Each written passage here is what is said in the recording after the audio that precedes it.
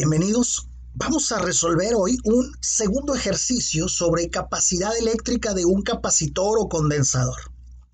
En este ejercicio nos dicen que es posible construir un condensador casero, colocando una hoja de papel entre dos de papel aluminio. Esta hoja de papel que se coloca entre las dos hojas de papel aluminio es el dieléctrico del capacitor y las dos hojas de papel aluminio vienen siendo las placas del capacitor. Bien, nos dicen que consideremos que la hoja de papel tiene dimensiones de 21 por 30 centímetros y un espesor de 0.10 milímetros. Nos preguntan primero en el inciso A, ¿cuál sería la capacidad del condensador? Nos piden la capacidad de ese condensador casero. Y en el inciso B nos preguntan cuál será la carga que almacena si se conecta a una batería de 12 volts. Y en el inciso C finalmente nos preguntan cuál es el voltaje máximo que puede soportar antes de romperse ese capacitor, ese condensador. Bueno, pues vamos a empezar por analizar los datos que tenemos, o más bien la fórmula que podemos utilizar. Primero que nada, conocemos nosotros una fórmula para la capacitancia que dice que la capacitancia es igual a la carga entre la diferencia de potencial, entre el voltaje. Sin embargo, para calcular la capacitancia, que es lo primero que me piden en el inciso A, si quiero aplicar esta fórmula, necesito conocer la carga de ese capacitor, la cual no conozco, incluso me la piden en el inciso B, la carga que almacena ese capacitor. Entonces, no voy a poder utilizar esta fórmula porque no conozco la carga. Sí conozco el voltaje que me lo proporcionan aquí, me dice que se conecta a una batería de 12 volts, pero no conozco la carga, entonces no puedo calcular la capacitancia con esta fórmula. Bien, hay otra fórmula para la capacitancia, dice que la capacitancia de un condensador, de un capacitor, es igual a la constante de permitividad, la permitividad eléctrica del dieléctrico multiplicada por el área de las placas que forman ese capacitor, y todo eso dividido entre 4pi por la constante de Coulomb por la distancia entre las placas del capacitor. Para poder aplicar esta fórmula necesito conocer la permitividad del dieléctrico. Necesito conocer el área de las placas y también la distancia entre las placas. La permitividad eléctrica la puedo encontrar en estas tablas donde tenemos, primero en esta columna está la constante epsilon, que es la permitividad, y en esta otra columna la rigidez eléctrica, que viene siendo el campo eléctrico máximo que puede soportar ese dieléctrico antes de llegar a la ruptura. Entonces, tengo la permitividad, aquí en este caso, la permitividad del papel, que es el dieléctrico de este capacitor, la permitividad es igual a 3.5. 3.5, no tiene unidades, la permitividad así es, sin unidades. Luego el área, ¿cómo puedo determinar el área de las placas? Pues tengo aquí las dimensiones que tiene la hoja de papel. Con esas dimensiones puedo determinar el área. El área va a ser igual a 0.21 metros. ¿Por qué? Porque son 21 centímetros. Convertidos a metros son 0.21 por 0.3 metros, o sea, los 30 centímetros. Y eso me da un área, a ver, 0.21 por 0.3. Eso me da un área de 0.063 metros cuadrados. Ese es el área de las placas. Y también necesito la distancia entre las placas, y la distancia me la da el espesor del dieléctrico. El dieléctrico está metido entre las dos placas, en este caso entre las dos hojas de papel aluminio. Entonces, el dieléctrico tiene un espesor de 0.1 milímetros, o sea, 0.1 por 10 a la menos 3 metros. Ahí están los datos que tengo hasta ahorita. Y con eso me basta para poder calcular la capacitancia o capacidad eléctrica de este capacitor casero. Bien, vamos a sustituir los valores que tenemos. Vamos a ver en el numerador, tengo la permitividad, o sea, 3.5 multiplicada por el área, que son 0.063 metros cuadrados. Y en el denominador tengo un producto de 4 por pi por la constante de Coulomb, que es 9 por 10 a la 9 con sus unidades Newton metro cuadrado entre Coulomb cuadrado, y eso por la distancia entre las placas, que es 0.1 por 10 a la menos 3 metros. Bien, hacemos las operaciones, hacemos esas operaciones y vamos a obtener en el numerador, vamos a empezar por el numerador, multiplicamos 3.5 por el área, que son 0.063. Y lo que resulta lo voy a dividir entre, voy a poner paréntesis para escribir todo esto junto en la calculadora científica. Lo que dio en el numerador lo divido entre todo ese producto, que es 4 multiplicado por pi multiplicado por la constante de Coulomb, 9 por 10 a la 9, y también multiplicada por la distancia entre las placas, que es 0.1 por 10 a la menos 3 metros. Cierro paréntesis y eso me da una capacitancia de 1.94. 1.94 por 10 a la menos 8 faradios. ¿Sí? Por 10 a la menos 8 faradios.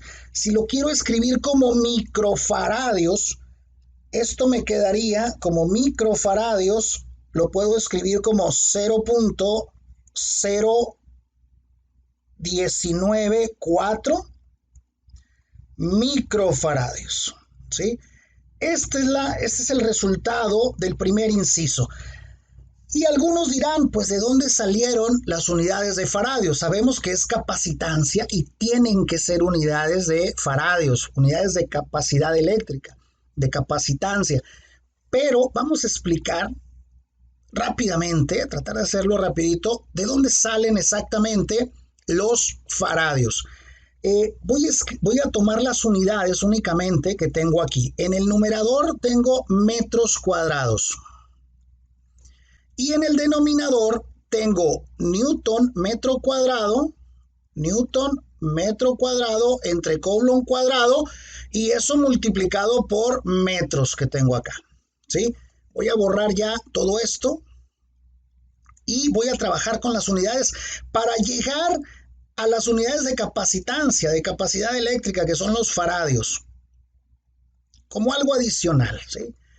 Bien, aquí tengo en el numerador únicamente metros cuadrados, lo voy a dividir entre 1 para tener también una fracción y aplicar la propiedad de las proporciones, extremos por extremos y medios por medios. ¿Cuánto me va a quedar? Metros cuadrados por Coulomb cuadrado, pues me quedan metros cuadrados Coulomb cuadrados. Entre Newton metro cuadrado por metro y luego por 1, pues me quedan Newton metro cúbico. Y vemos aquí que este metro cuadrado se va a eliminar con el cúbico de aquí y únicamente me van a quedar Coulomb cuadrado entre Newton metro. Pero Newton metro son joules, entonces me queda Coulomb cuadrado entre joules. Bien, hasta aquí pues no aparece por ningún lado el faradio. El faradio, recuerden que el faradio es Coulomb entre volts, es faradio, ¿sí? Coulomb entre volts. Pero yo tengo Coulomb cuadrado entre joules.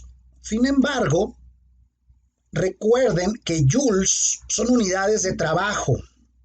Y hay una relación entre el trabajo y el voltaje.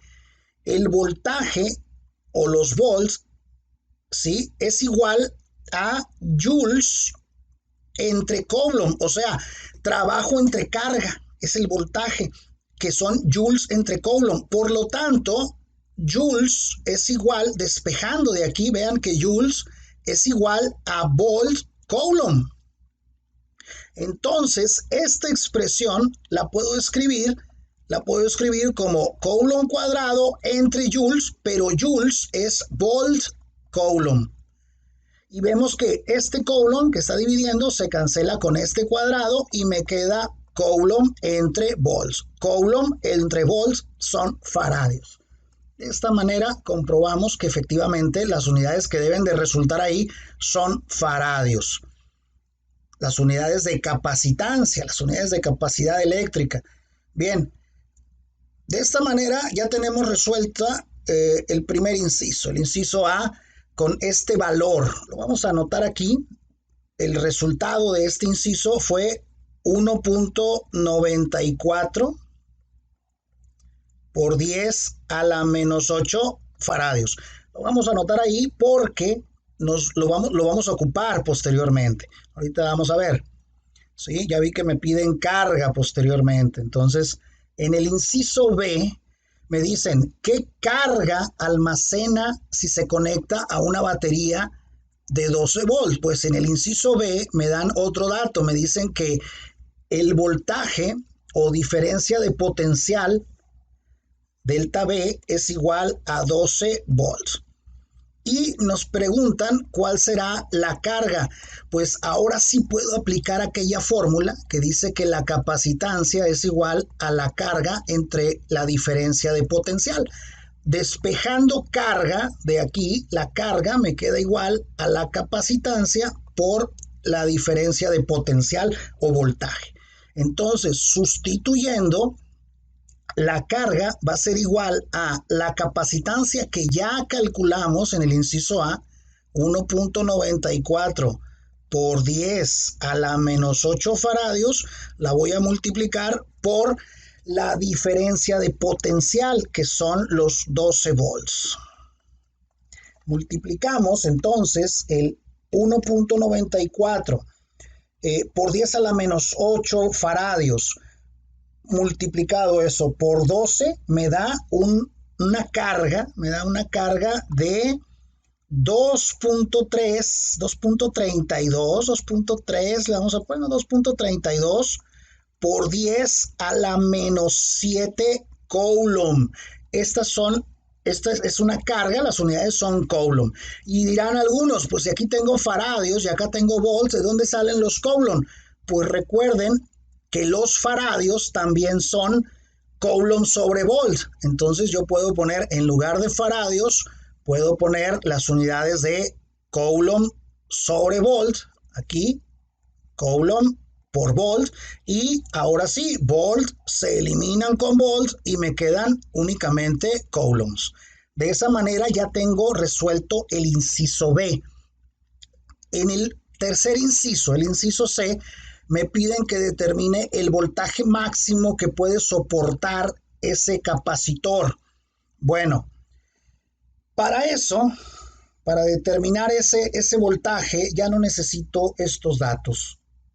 El voltaje máximo que puede soportar antes de su ruptura, antes de que el dieléctrico se rompa y empiece a conducir en lugar de almacenar carga, lo que vamos a hacer ahí, lo que vamos a utilizar es la rigidez eléctrica.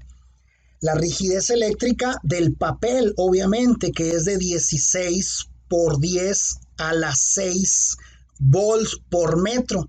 Entonces, yo sé que la rigidez del papel, aquí está, es 16 por 10 a la 6 volts por metro. Pero esto no es el voltaje máximo que soporta.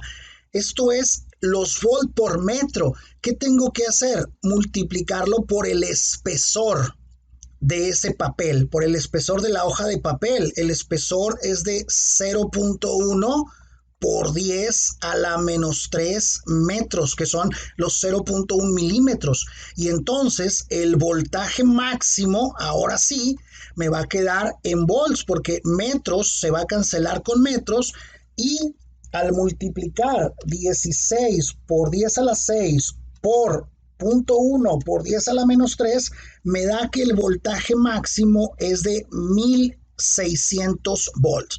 O puedo escribirlo como 1.6 kilovolts. De esta manera hemos resuelto todo lo que nos preguntan en este segundo ejercicio. Así de fácil.